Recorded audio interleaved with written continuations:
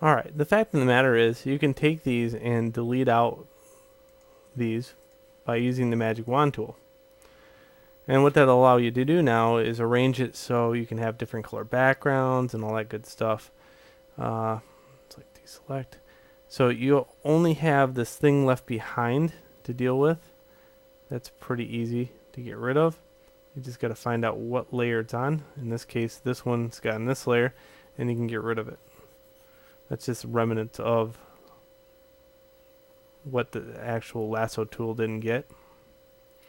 And you're going to find that that's up at the top and bottom on these things.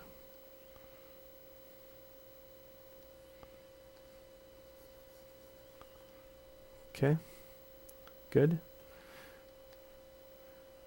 So you have this, you have this. Now, what else was special about this assignment? Well, all the mapping was very special. That's an advanced thing that most people love to learn, is the mapping. I know it was probably the worst thing in your life to learn because it was new to you, but after a while, you'll love doing mapping. Not a lie. So, let's open these up. This represents that you did UVs. This represents a lot of things. So, I'm going to quickly do something, and I'm just going to edit, copy, merge this one.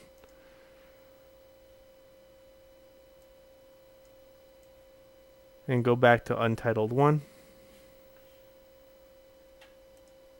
And paste that in. Now this one's going to be bigger. This one's going to be pretty big. And then close that out. Displacement. Oops. Close displacement. This one I can just duplicate over to layer 1 or Untitled 1.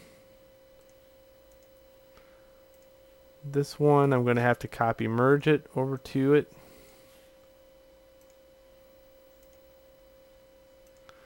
Because it exists on so many layers, and that's why I have to do that.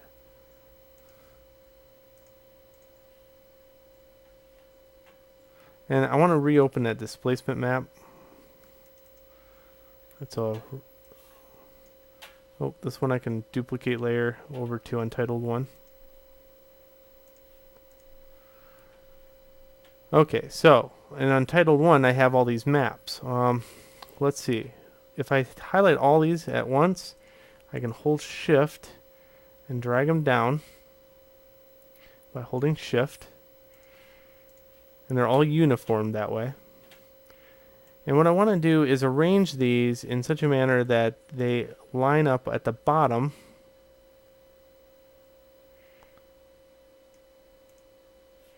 And if I turn auto select on, it will automatically grab them. Oops. Now it can either be at the bottom or on the side depending on if you have enough room. So in this case I might do the side. Yes, that fits all four very nicely.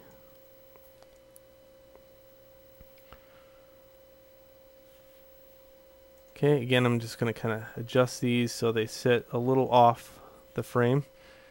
And this one I'm going to save.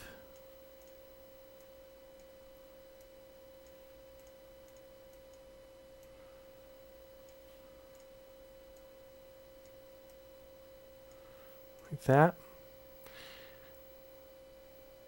So it's starting to shape up pretty good. What else is missing? Well, people ask all the time about polygon counts. So, what you should probably do is go in here and look to see what the polygon count of the little critter is. In this case, if we could capture it, I can go up to display, heads up display, and go to poly count. And if I click on him, this will show all the polygon count.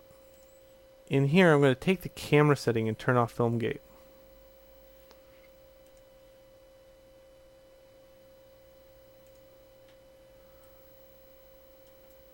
And I'm going to arrange it so he's right underneath this polygon count and his green is showing.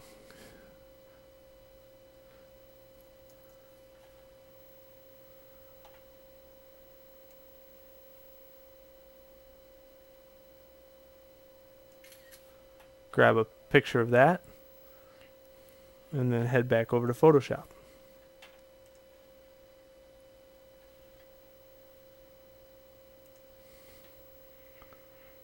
Oh, yeah, that's right. I got to reopen that. So file open. That's on my desktop. If you're new to a Mac, that's how you take a screenshot and then it gets transported to La La Land onto your desktop, and usually it's called something. So here we go. Edit, copy, untitled 1. Edit, paste. This one's going to be significantly smaller. That's okay. It's just to show you the polygon count. So it's one of the things that you can just kind of put somewhere in this mix. I also took a picture of ZBrush. That would be nice to know.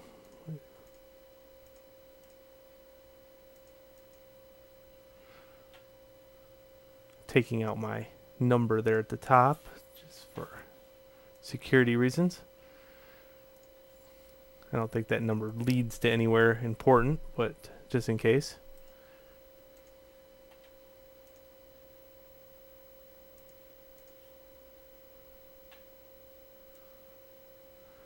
Okay, now I'm getting a lot of stuff open. It's getting really hard to work with, but you get the idea now, right? It's all about manufacturing what you've learned as far as a graphical representation of what you learned. In this case, I'm going to put this bug right here, and I'm going to arrange this one so it's a little offset.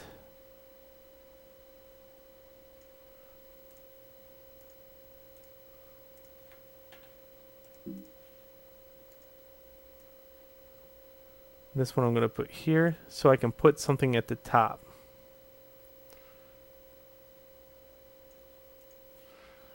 Alright, so meet me in the next video where I title this and start unifying the color a little bit.